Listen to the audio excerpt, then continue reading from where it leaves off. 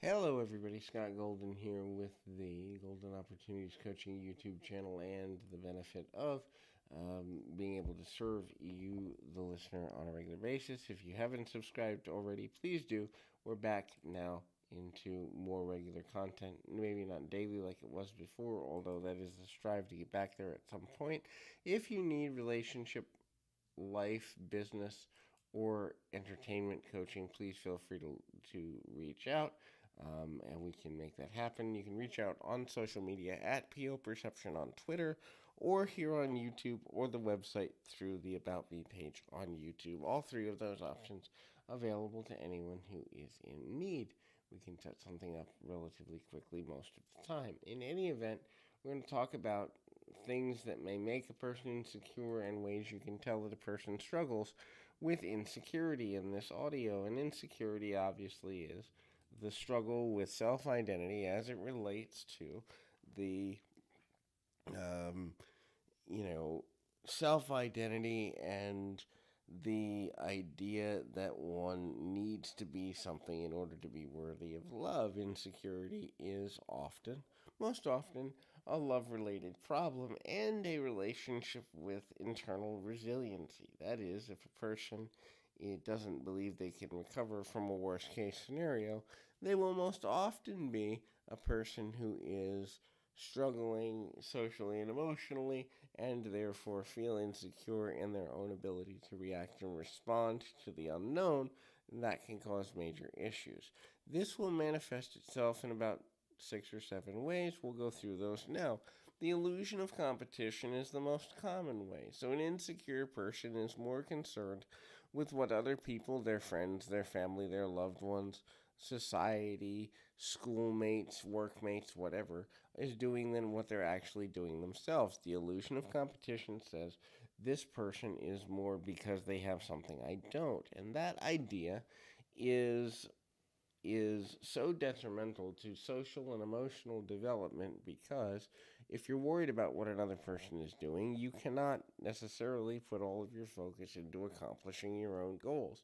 Therefore, the insecurity continues to become wider and wider as you become more disempowered and more away from the things that you can control and therefore have a positive impact upon. The next is the need to defend oneself. The search for groups, tribes, and social identity through the idea of acceptance by others and social normalcy can cause a person to feel the need, especially when they are insecure, to defend their actions, thoughts, words, and deeds in a manner which is controversial and or counterproductive to maintaining their individuality. That is not to say that a person shouldn't try to explain themselves when it's beneficial to the deepening and strengthening of a personal relationship. However, if a person is constantly defensive, they will not find themselves. What they will find is the amalgamation of the ideas that they believe other people would find most acceptable and therefore live through the mask and lens that they of how they think they should be rather than being themselves. This can also manifest in the nature of people pleasing. The idea that if I constantly am in a position where I am pleasing other people, I will be better liked and therefore I will have security because if they like me, I'll never be alone and don't have to deal with the insecurity within myself becomes a problem.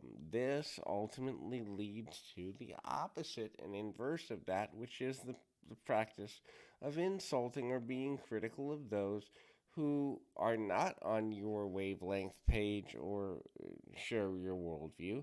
This leads to people becoming verbally aggressive or harsh, and maybe even physically so in some really extreme situations, because they feel as though